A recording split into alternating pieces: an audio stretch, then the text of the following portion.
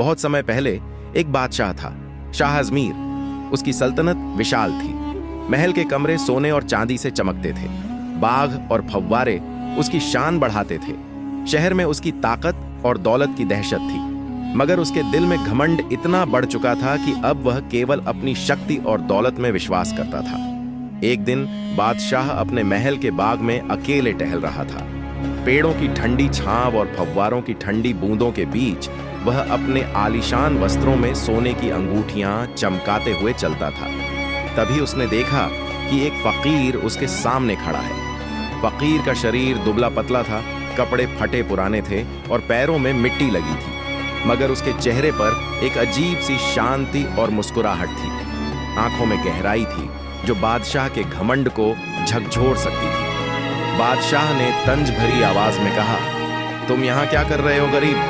मेरे बाग में कैसे आए? फकीर ने हाथ जोड़कर विनम्रता से उत्तर दिया, जहां अपना, मैं तो सिर्फ आपकी सलामती और भलाई के लिए दुआ करने आया हूं, मगर अगर आप सुनना चाहें तो आपके लिए एक नसीहत भी है। बादशाह ने ताज भरी हंसी के साथ कहा, नसीहत? मुझे कौन सी नसीहत चाहिए? मेरे पास तो दौलत और ताकत की कोई कमी नहीं। फकीर ने शांत स्वर में कहा, जहां अपना, ये दौलत, ये महल, ये तख्त, ये सब एक दिन आपके साथ कब्र में नहीं जाएंगे। असली दौलत वही है जो नेक काम और इंसाफ के रास्ते से कमाई जाए। बादशाह को फकीर की बातें अजीब लगी। उसने कहा, तुम गरीब हो, तुम्हारे पास तो दुनिया की दौलत का नामो निशान भी नहीं, ये बात कैसे समझ सकते हो? फकीर मुस्कुराया और बोला, जहां अपना, दौलत और तख्त अस्थाई हैं, मगर नेक काम और इंसाफ हमेशा साथ रहते हैं। दौलत भले ही बड़ी हो, मगर अगर यह हक दबाने और जुल्म में खर्च की जाए तो यह बस मिट्टी के ढेर से अधिक नहीं।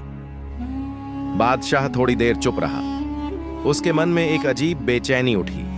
वह अपने तख्त और महल के भीतर की नजर डालता रहा और फकीर की आंखों में सच्चाई देखता रहा।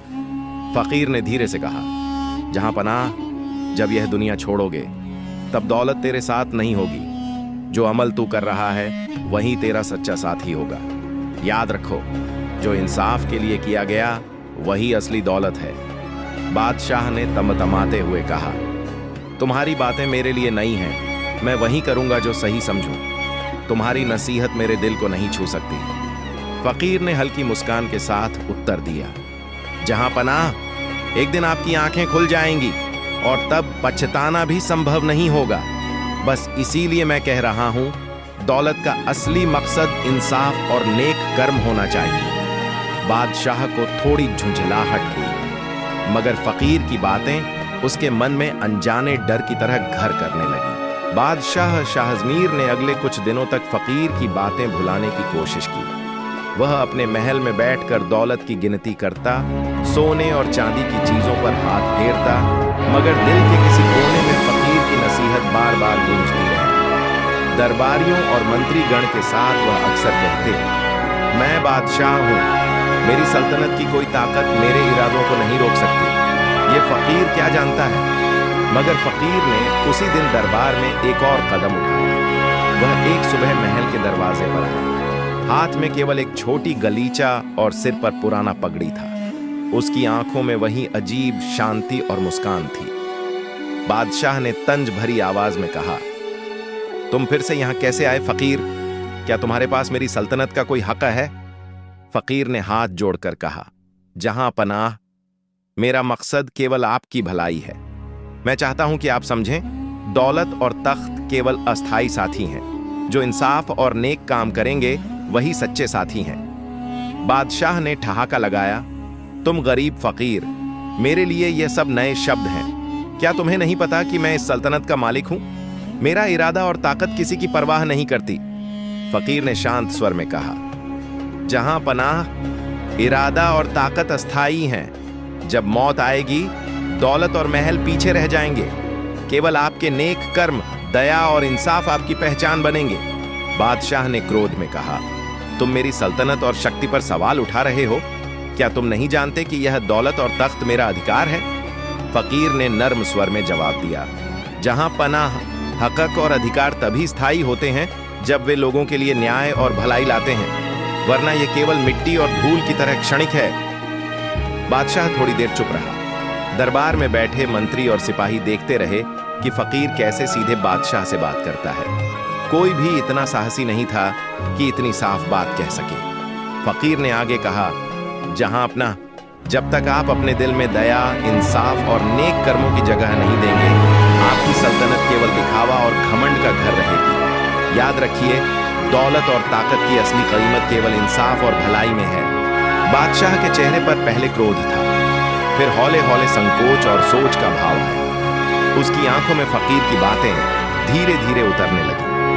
फकीर ने कहा, जहांपना, मैं आपको केवल याद दिला रहा हूं, आपका असली खजाना वह है जो आप नेक कर्म और इंसाफ के लिए खर्च करेंगे।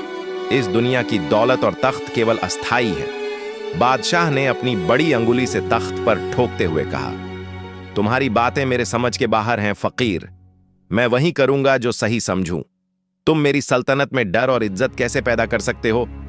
फकीर मुस्कुराया और धीरे से बोला, जहां पनाह, डर और इज्जत किसी तलवार या तख्त से नहीं बनती।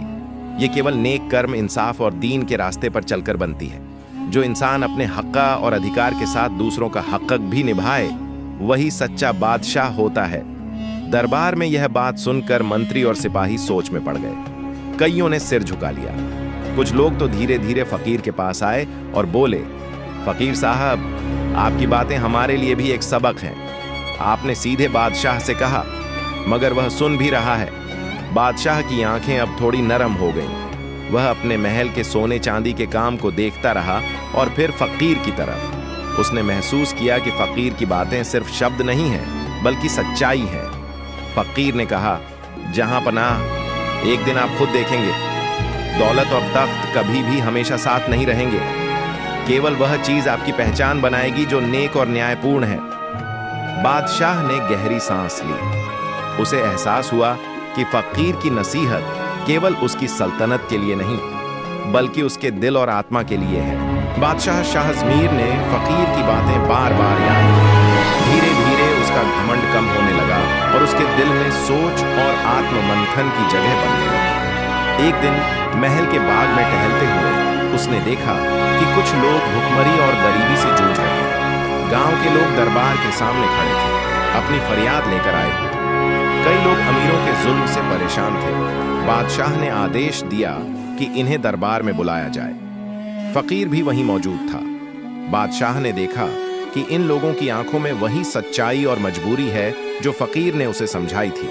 फकीर ने धीरे से कहा, जहां अपना, क्या अब आप समझते हैं कि केवल दौलत और तख्त से इंसान नहीं बनता? जो असली ताकत है वह इंसाफ और दया में है।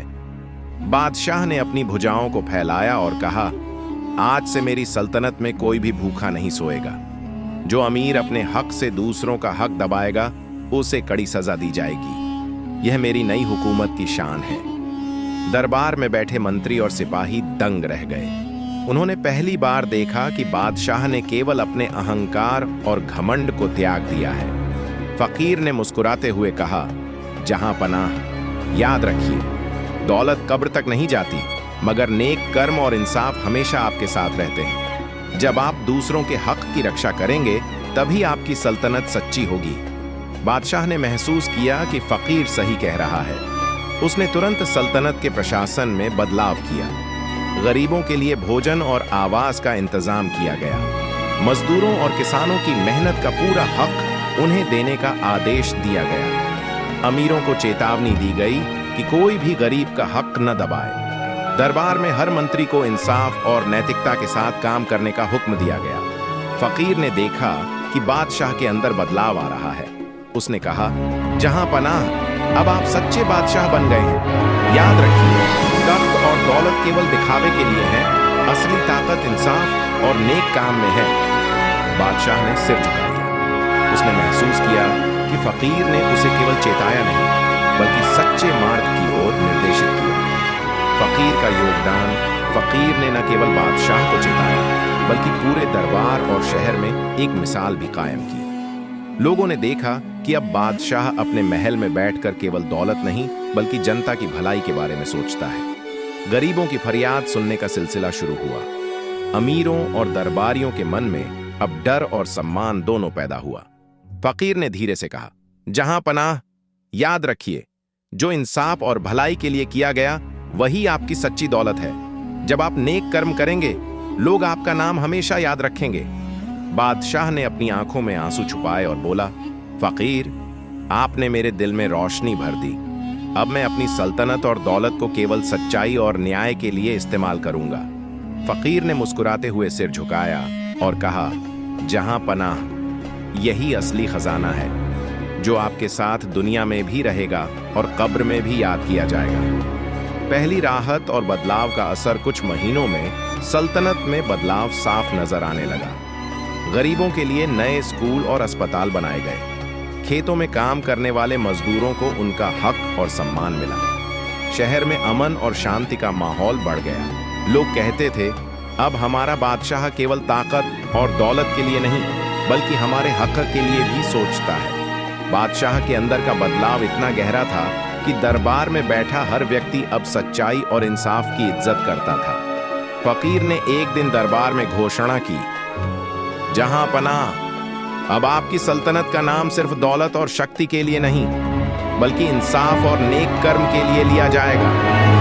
यही आपकी असली पहचान है।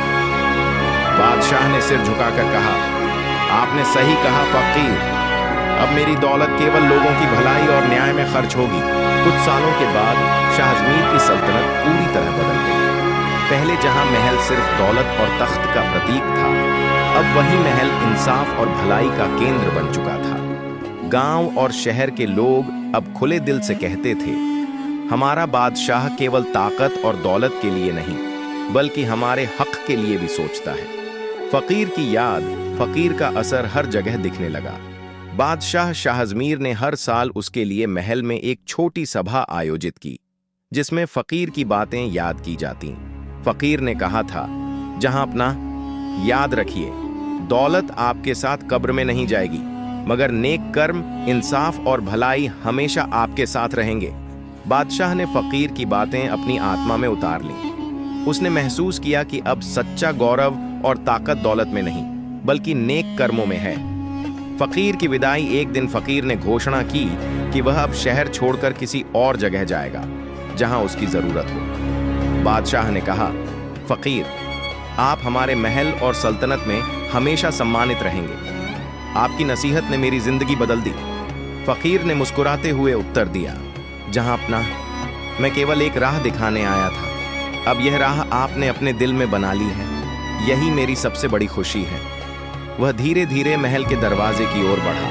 बच्चों और आम लोगों ने उसकी विदाई पर फूल और दुआएं दी। लोग कहते, फकीर ने बादशाह को इंसाफ और सच्चाई का पाठ पढ़ाया। उसकी विदाई के बाद भी उसका असर सल्तनत में हमेशा रहेगा। बादशाह का बदलता व्यक्तित्व फकीर के जाने के बाद शाहजमीर पूरी तरह बदल गया।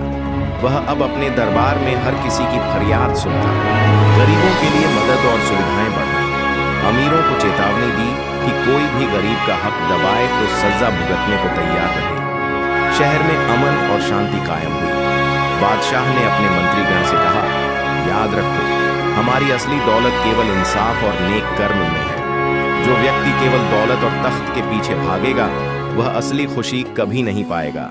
नैतिक शिक्षा सल्तनत के लोग अब समझ चुके थे कि दौलत और तख्त अस्थाई हैं, कब्र तक नहीं जाते। 2, असली दौलत नेक कर्म, इंसाफ और भलाई में है।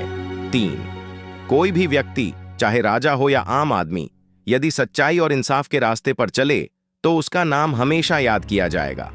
बादशाह शाहजमीर ने फकीर की नसीहत को जीवन में उतार कर साबित किया कि सच्ची ताकत और गौरव केवल इंसाफ और नेक कर्म में ही है।